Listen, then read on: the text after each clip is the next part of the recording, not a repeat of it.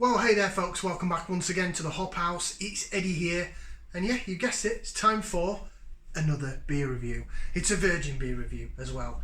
If you've just found us here on YouTube, I know I say this a lot at the beginning of all these videos, but I'm going to say it again because that's how we roll. If you just found us here, go on, give us a thumbs up. Do it, give us a like, share, subscribe to this channel. It's the Hop House, we like hoppy beer, we like good house music. Right, so we're now in November 2021, and we're going to be a year old soon as well. I want to say a big thank you to the subscribers out there. I think I'm up to about 60 or so subscribers now. So thank you very much for liking and subscribing, all that good stuff. It helps the channel out. I'm going to turn one shortly. I think I'm going to put up a separate video about that, but it's probably going to be going to do something special to celebrate being a year old. Anyway, coming back to what I'm doing today, I'm going to review some beers that I ordered direct from the brewery. And I'm sorry it's taken me a while to get around to these, but I've got that much beer. I think that my wife is correct when she's actually telling me that I've got too much beer, because my beer stash is still just doesn't seem to go down. So I ordered from Seven Brothers Brewing, so that's what we're looking at today. Seven Brothers Brewing, they're based in Salford in Manchester.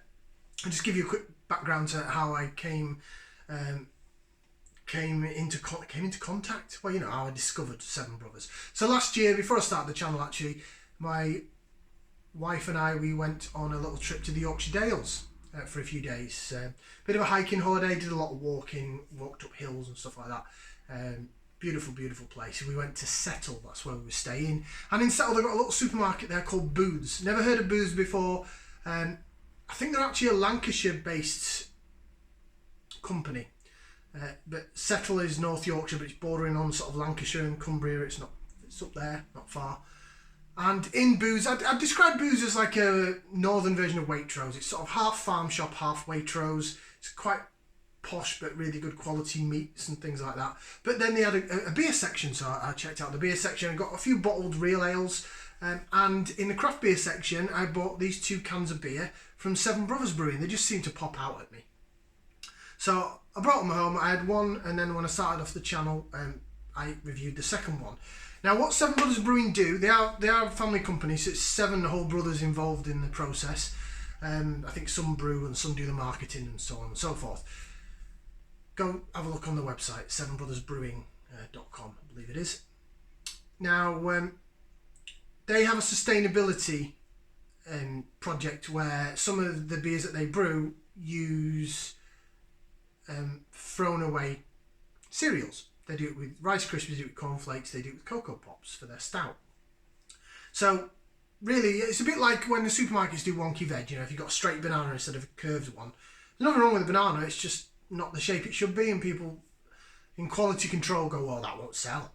So all the Rice Krispies that are the wrong size of the cornflakes that are not quite fitting the bill, or oddly shaped or whatever, they get chucked away normally.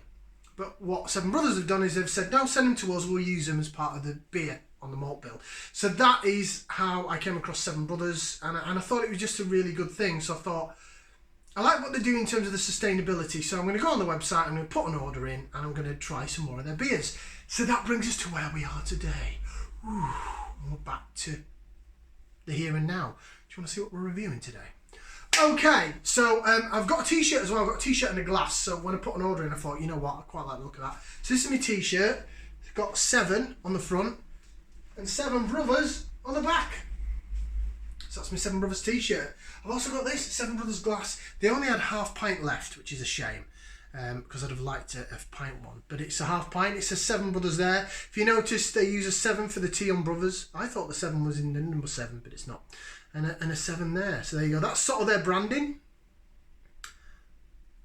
Yeah, cute little glass. Right, so first up then, I'm now going to get around to the actual beer, 4.5 minutes in. It's Seven Brothers Hoppy Pale. It's a 330ml can. It is 3.8% ABV, 330ml can. So this is like their session strength entry level beer, if you like. And I think I'm going to do some of the 330ml cans today. There's 330s and there's 440s, but I'm not going to get through them all today. But this is going to be beer number 1 from Seven Brothers. Right, let's get it out into the Seven Brothers glass. As it's a half pint glass, the whole can won't fit in because these 330ml cans are 2/3. which is more than a half. Right, so here we go. We expect it to be pale, light in colour, maybe similar to a blonde or a golden ale, and that's exactly what it is. Look at that. There's your beer in the glass. It's sort of clear and see-through, but there is a bit of haze there, but I can see the reflection. It has been refrigerated, so it's not necessarily a cold haze. I think it is just got some slight haziness to it, but it is very light in colour, almost lagerish. If I hold it up to the natural light, I can see it's sort of golden at the top, and then it comes down to more light blonde at the bottom. And there's some decent levels of carbonation, some bubbles rising up from that glass. There we have it. I'll jig it a bit. I'm not quite sure how good this is going to be for the laser vision. There you go. Seven Brothers. Number 7. This is their pale ale. So the entry level beer. Probably going to be a good way to start things off, really. Right, let's go for the aroma. So if you're new to these videos, when we check out the aroma, put that in there, we give it a whiff, see what we can sniff. Ooh, lemon and lime, bit of malt. Bit of sweetness from the malt in there, bit of sweet biscuity malt. And I'm getting lemon, lime, quite zesty. Maybe a little bit of grapefruit. It says it's a hoppy pale, and it does smell quite hoppy, but it smells like a beer. You can smell the malt in there as well. Smells like it'd be a nice little session ale. It's got my mouth ready and awaiting. So without further ado, seeing as I'm nearly 7 minutes in, let's give it a try. So bottoms up and down the hatch.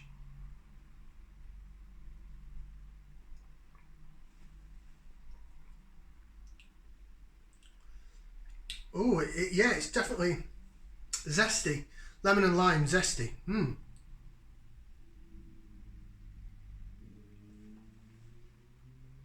Oh, smashing little drink, that. Alright, get the rest in there. The rest of the can in. Just curious to see if it gets any hazier. Oh, and indeed it has.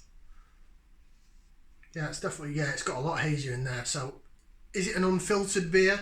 I can't see any floaters, so I don't think there's actually any sediment in it, but it does, it's a lot hazier now. Oh, and I'm getting a bit earthier notes in there now.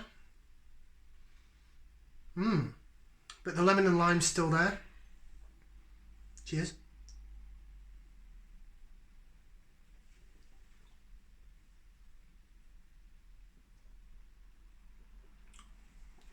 It's nice. It's very refreshing, very quaffable.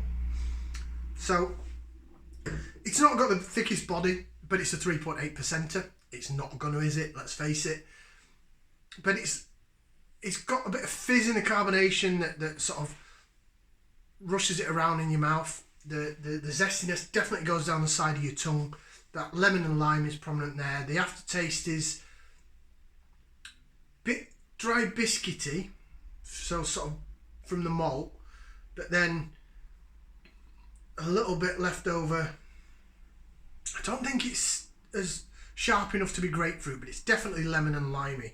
It's got that refreshing citrusy zestiness in it. Lemons and limes aplenty. Oh yeah, and I'm really getting it now on the smell when I jig it around a bit. Right, bit of laser vision. You can see it lacing in the glass. Hopefully if this spotlight behaves, I'll tell you what, I'll turn it around so that's just pure glass there. There you go. Jig, jig, jig, jig, jig. It looks good actually. Pretty damn good in that glass. Oh yeah. The bubbles definitely chase the head around. Look at that.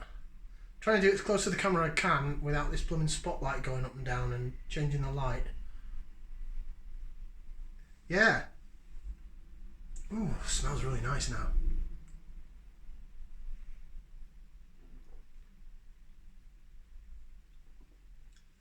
That's a cracking little session ale, that. That is really nice. Okay, we've got a bit of spiel here on the can, so I'll read it to you. 7 Brothers. Hoppy Pale. This thirst-quenching session pale ale has serious citrus chops, refreshing and then some. It's got all the tropical wallop you want with an all-dayer percentage. 3.8%. don't think it tells us what the hops are, but I think if you go on their website, it does. And you know what? Before I put this video up, I probably should have done a bit more research. I could have told you what the hops are, but I didn't. So we're just going to roll with it.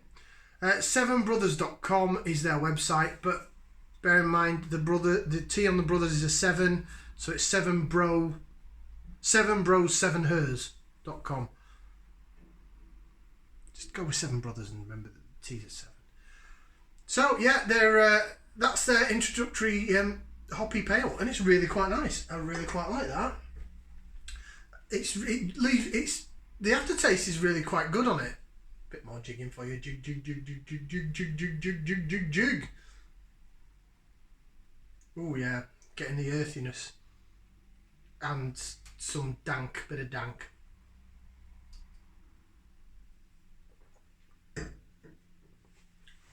Definitely lemon and lime. Maybe the tiniest bit of grapefruit, but I think grapefruit's usually more wah. Whereas this is more, it's citrusy and it's zesty, but it's refreshing, it's really nice. And then, but it dries your mouth out at the end, but I think the drying your mouth out works because it makes you want more. 7 Brothers, what a great start to their beers. I really, really like that. I'm going to give that, do you know what? I'll give that 2 thumbs up. I really like it. I could quite happily, I bet that on keg or on cask would be sensational. If that was in a pub, I'd quite happily have a good 2 or 3 pints of that. I'd probably then have to move on because it's an entry level beer. But as a session ale, nothing wrong with it at all. Lovely. 2 thumbs up from me.